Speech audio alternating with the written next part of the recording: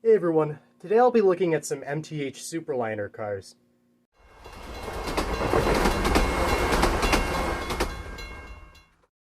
Here's a set of MTH Amtrak Superliners. I've been looking for a set of these for a long time.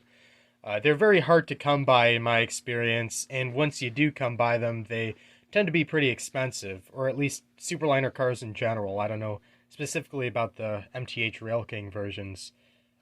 But overall, they do tend to be a little overpriced because there aren't a whole lot of them out there, and they're pretty desirable from what I've seen.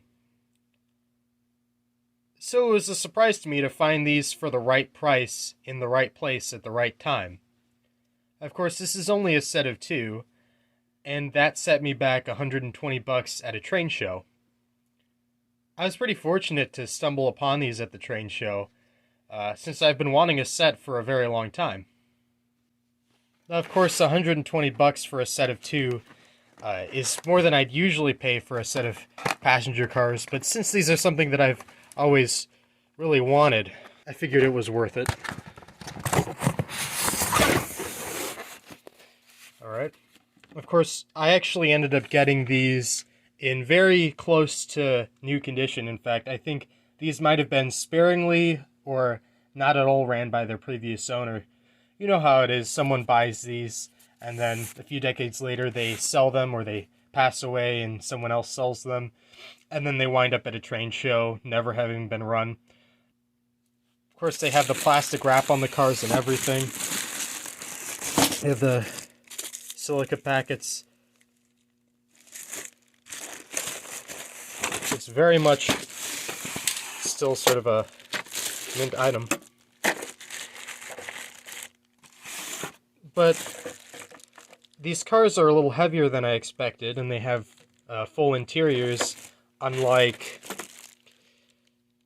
some other passenger cars. I think Williams came out with a set of these, and they had silhouetted interiors, which I wouldn't have minded, but I prefer having the full interior so you can put figures in it and detail it to your heart's content.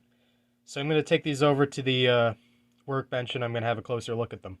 Of course, I'm only going to look at one of the cars in detail because they're both very similar. They're both coach cars.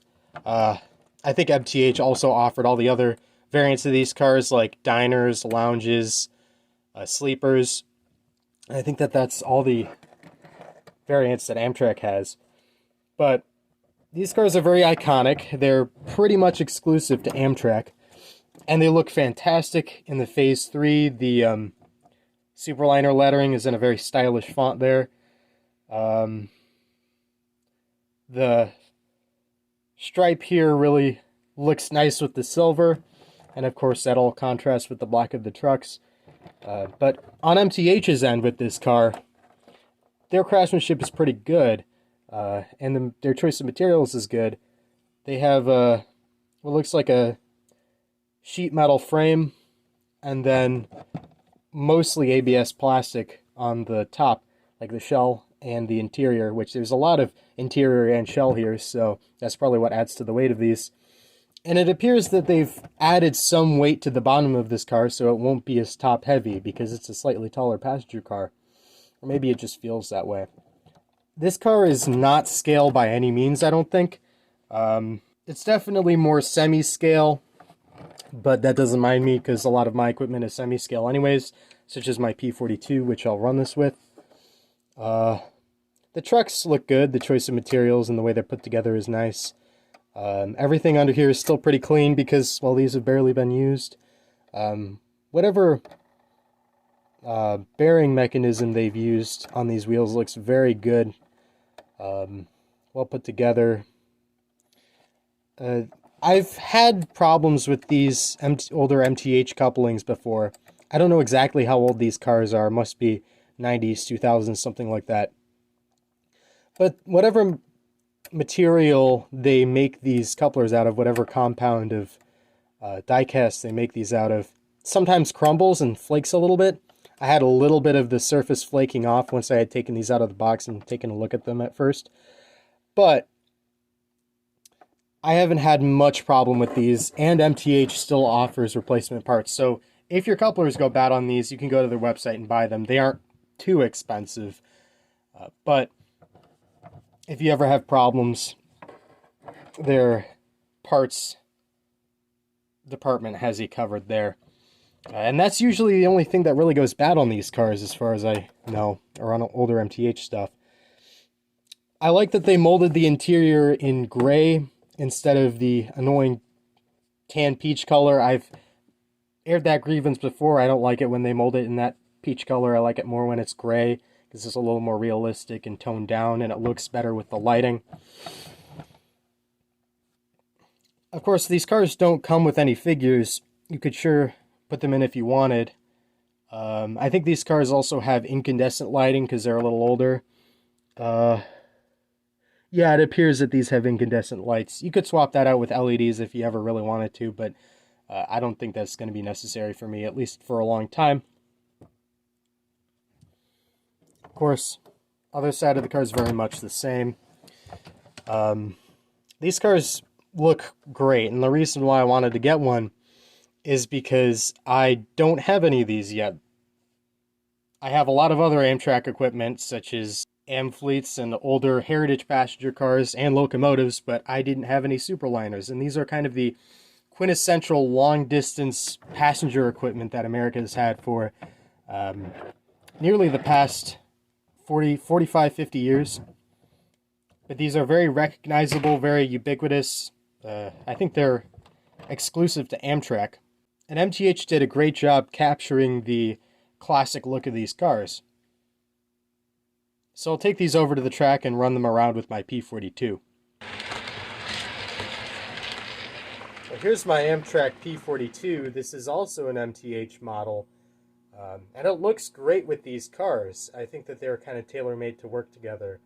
I think MTH did sell a set with these pieces together, so it's nice to finally have that running around my layout.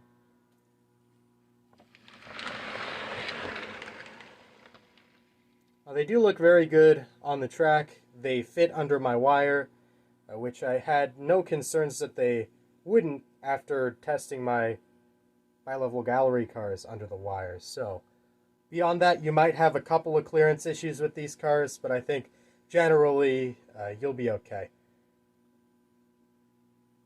And of course, the consist of 2 is too short to really be that realistic, but it still looks good. So that's more than enough of me talking. Let's see this run around.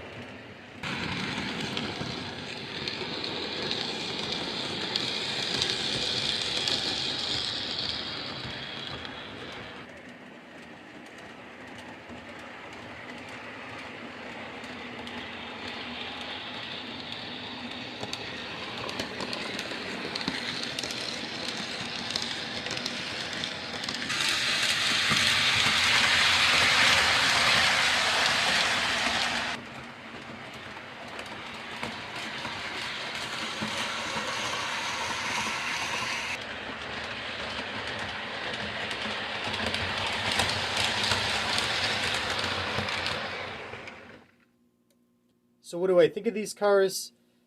Well, I'm very happy to have representations of a rail car that I see relatively frequently and ride occasionally in real life in model form.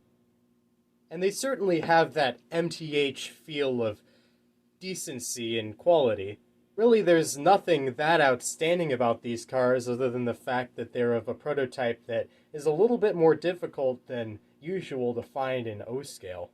Even if you aren't really into Amtrak, if you come across a pair of these for about the price that I got them or less, I'd recommend picking them up, as they'd be a welcome addition to pretty much any collection, as long as you have a locomotive that'll look good with them. Do I think the price that I got on these was fair? I thought it was fair enough. Probably about as good as you're gonna get for these.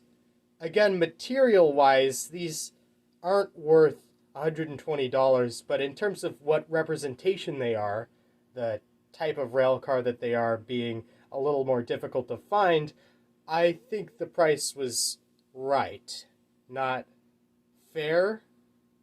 But either way, I'm just glad I managed to get a set of these. And with that, I've gotten a set of pretty much every passenger car that I really wanted in O-scale. And you'll notice a theme. I like having models of passenger cars that are still out on the rails. Between the Metra bi-level set and the Amfleets and the Superliners, if I've ever ridden in a rail car, I'd love to own a model of one to run around the layout. Thanks for watching and have a great day.